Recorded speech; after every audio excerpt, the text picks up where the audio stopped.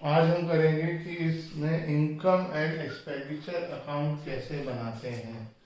Mostly question में जब income and expenditure account आपको बनाना होता है तो आपको इंफॉर्मेशन जो है रिसिप्ट्स एंड पेमेंट अकाउंट की फॉर्म में दी जाती है। उस रिसिप्ट्स एंड पेमेंट अकाउंट से आपको इनकम और एक्सपेंडिचर सिलेक्ट करने होते हैं और उन्हें इनकम और एक्सपेंडिचर में दिखाना होता है। तो क्वेश्चन नंबर 18 ए करेंगे हम। क्वेश्चन में हमसे कहा है कि हमें इनकम एंड एक्सपेंडिचर बनाना है लॉयंस क्लब का। तो in the books of lions club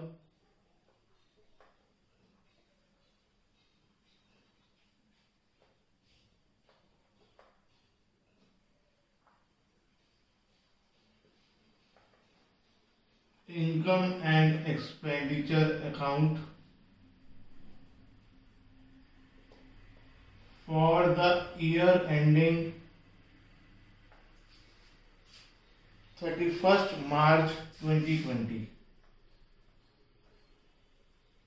इस चैप्टर में अभी तो शुरुआत के क्वेश्चन है, धीरे धीरे डेट्स इंपॉर्टेंट होती जाएंगी क्योंकि उसी हिसाब से हम opening stock, closing stock, outstanding beginning, outstanding and ये चीजें डिसाइड करेंगे। सॉरी, एक्सपेंडिचर, ये बच्चे बहुत गलती कर जाते हैं।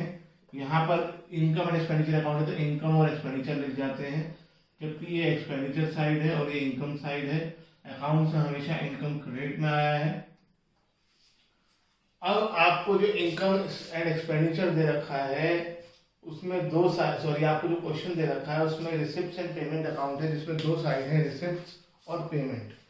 तो रिसिप्ट्स में से आपको इनकम चूज करनी है और पेमेंट में से आपको एक्सपेंडिचर।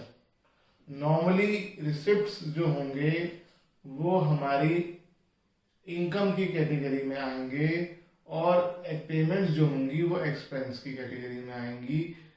ऐसा हो सकता है सारे रिसिप्ट्स जो है वो इनकम नहीं है, जो नहीं है वो नहीं आएंगे। ऐसा नहीं है कि इनकम में नहीं आएंगे तो एक्सपेंडिचर में आ जाएंगे। जो हमें पैसा रिसीव हुआ है वो हमारी यहाँ तो इनकम हो सकता है, वो किसी भी हाल में हमारे लिए एक्सपेंडिचर नहीं हो सकता क्योंकि पैसा तो मिला है। तो सबसे पहले आपको जो इन्फॉर्मेशन दे रखी है 18A में रिसिप्ट्स में बैलेंस ब्रॉट डाउन दे रखा है कैश और बैंक का। तो ये हमारे लिए ना इनकम है ना एक्सपेंस है, ये तो हमारा एसेट हुआ, तो इस वजह से ये इसका यहाँ पे कहीं रोल नहीं है। फिर डोनेशन हुई, डोनेशन हमारे लिए रिसिप्ट साइड से अगर आएगा तो इनकम में आएगा, यानी क्रॉस बाय डोनेशन। डोनेशन हमारी इनकम होती है जब तक क्वेश्चन में कुछ कहे नहीं। 8000 सब्सक्रिप्शन, सब्सक्रिप्शन भी हमारी इनकम है, ये तो मेन सोर्स ऑफ इनकम है किसी भी एनपीओ की।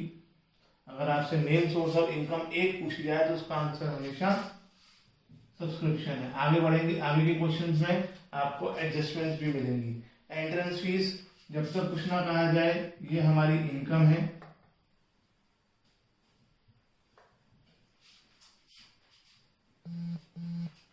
लाइफ मेंबरशिप फीस हमारी इनकम नहीं होती है। इंटरेस्ट ऑन इन्वेस्टमेंट, इन्वेस्टमेंट पे हमें इंटरेस्ट मिला है, ये हमारी इनकम है।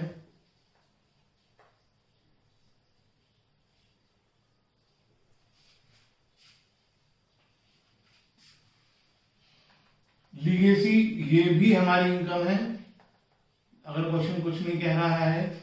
इसके बारे में मैं आपको एक चीज बता दूं, इसकी वजह से हो सकता है आपके आंसर मैच ना करें क्योंकि लास्ट ईयर तक ये इनकम को, इसको इनकम ट्रीट नहीं करते थे, कैपिटलाइज ट्रीट करते थे। टीएस गरेवाल ने अपनी बुक में और एनसीईआरटी ने सही कर दिया है। बाकी बुक में क्या हुआ है ये मुझे नहीं पता है। तो मोस्ट प्रोबेबली इसमें भी हो सकता है आंसर लीगेसी को इनकम ना ट्रीट करके हो, तो इसलिए आंसर बुक से थोड़ा डिफरेंट आएगा। टूर्नामेंट रिसिप्ट, टूर्नामेंट कराया है उससे पैसे आए हैं, ये इनकम है। इस टूर्नामेंट रिसिप्ट को दिखाने के दो तरीके हैं। एक तरीका तो ये है, आप पेमेंट में देखेंगे टूर्नामेंट एक्सपेंसेस भी दे रखे होंगे और हम दोनों को कंपेयर करें, फिर देखें टूर्नामेंट से प्रॉफिट हुआ है तो बाय में दिखाएं, टूर्नामेंट से लॉस हुआ है तो टू में दिखाएं। दूसरा तरीका ये है कि अगर आप सिंपली टूर्नामेंट रिसिप्ट को इनकम में दिखा दो और टूर्नामेंट एक्सपेंसेस को एक्सपेंसेस में दिखा दो तो वो प्रॉफिट लॉस अपने आप एडजस्ट हो जाएगा, और यही सिंपल मेथड होता है। सेल ऑफ ओल्ड फर्नीचर नहीं आएगा क्योंकि हमने एसेट बेचा है। अगर इस एसेट की आपको कॉस्ट या बुक वैल्यू दे रखी हो तो उसका प्रॉफिट या लॉस आ सकता है।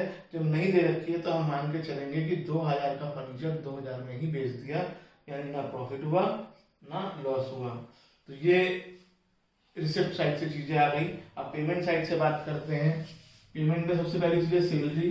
सैलरी हमारा एक्सपेंस होता है, ये आएगा। फिर है रेंट। रेंट हमारा एक्सपेंस होता है। यहाँ पर कई बच्चे कहते हैं सर ये लॉकर रेंट तो नहीं है। अगर ये लॉकर रेंट भी है तो ये क्लियरली पेमेंट्स में दे रखा है। पेमेंट का मतलब हम पैसे दे रहे हैं, तो ये किसी भी तरीके से इनकम तो हो ही नहीं सकता। जब आपको प्रॉपर रिसेप्शन पेमेंट अकाउंट दे रखा है तो आपको कंफ्यूज होने की जरूरत नहीं है। जब पैराग्राफ में दे रखा हो जहाँ कहीं अकाउंट नहीं है वहां आप सोचें। और रेंट जब तक लिखा है तब तक वो रेंट ही है, लॉकर रेंट नहीं है। इन्वेस्टमेंट। इन्वेस्टमेंट हमारा खर्चा नहीं होता है, हमारा एसेट होता है। बुक्स का मतलब यहाँ पर हमने बुक्स खरीदी है, बुक्स भी हमारा खर्चा नहीं माना जाता है, एसेट माना जाता है। टूर्नामेंट एक्सपेंसेस हमने पहले ही डिस्कस कर लिया था कि उसको हम यहाँ दिखाएंगे।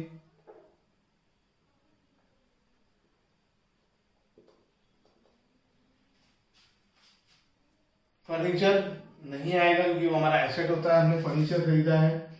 इलेक्ट्रिसिटी आएगा क्योंकि हमारा इलेक्ट्रिसिटी का बिल पे किया होगा।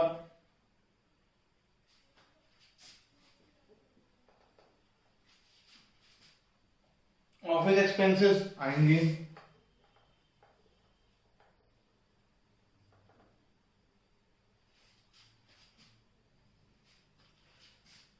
प्रिंटिंग एंड स्टेशनरी, इसके जिसमें स्टेशनरी वर्ड है तो अब इसका कंज्यूम चाहिए हमें। तो मैंने आपको बताया था जिसका अब तक इस्तेमाल नहीं हुआ, जो सबसे पहला केस था कि अगर क्वेश्चन में कोई ओपनिंग क्लोजिंग स्टॉक नहीं है तो ये मान लिया जाएगा जितना स्टेशनरी खरीदा है पूरा का पूरा कंज्यूम कर दिया गया है। और वो पूरा का पूरा, वैसे इसमें भी प्रिंटिंग भी इंक्लूड है, तो printing and stationery as it is, क्योंकि कोई ओपनिंग क्लोजिंग नहीं दे रखा है, हम मान लेंगे जितना खरीदा पूरा का पूरा कंज्यूम हो गया, एज इट इज एक्सपेंडिचर में आ जाएगा। उसके बाद बैलेंस का रेट डाउन। कैश और बैंक दे रखा है, ये कैश और बैंक दोबारा आ गए। जो शुरू में थे वो ओपनिंग बैलेंस था, जो आखिर में है वो क्लोजिंग बैलेंस है। और किसी भी सिचुएशन में ये ना हमारा इनकम है ना एक्सपेंस है। तो ये सारी चीजें हो गई हैं। अगर टोटल एक्सपेंडिचर साइड का आता है तो बाय साइड में लिखा जाएगा डेफिसिट। क्या लिखा जाएगा? डेफिसिट। और अगर टोटल बाय साइड का ज्यादा आता है, जो कि मुझे लग रहा है कि बाय का ज्यादा है, 38, 42, 43, 48, 56 है यहाँ पे, 9, 13, 18, 26, 43 है यहाँ पे। तो टोटल बाय का ज्यादा है, इसलिए 2 सरप्लस। अगर 2 का ज्यादा होता तो बाय डेफिसिट, ये आप खुद निकालेंगे। और मैं क्योंकि लिगेसी है क्वेश्चन में तो आपका आंसर हो सकता है कि बुक से मैच ना करे, उतने का ही डिफरेंस आएगा जितनी की अमाउंट लिगेसी है।